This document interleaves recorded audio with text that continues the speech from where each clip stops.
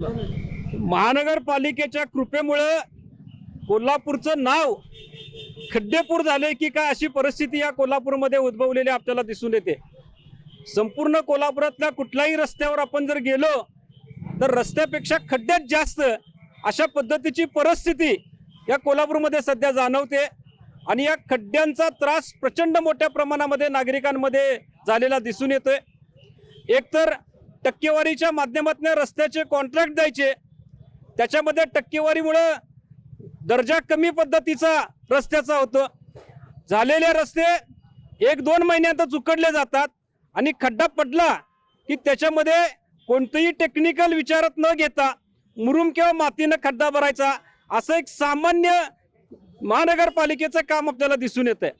मला या निमित्तानं सांगायचं आहे, कोल्हापूरमध्ये जे खड्डे पडलेले आहेत त्या भरलेल्या खड्ड्यांमध्ये माती टाकल्यानंतर जी धूळ तयार होते, या धुळीचा प्रचंड मोठ्या प्रमाणामध्ये त्रास नागरिकांना सहन करायला लागतोय। हे आहे गोकुळचं श्रीखंड, अगदी जिभेवर रेंगाळणारं। जिभेवरच नाही तर मनावरही रेंगाळणारं गोकुळ श्रीखंड, मनावर रेंगाळणारं।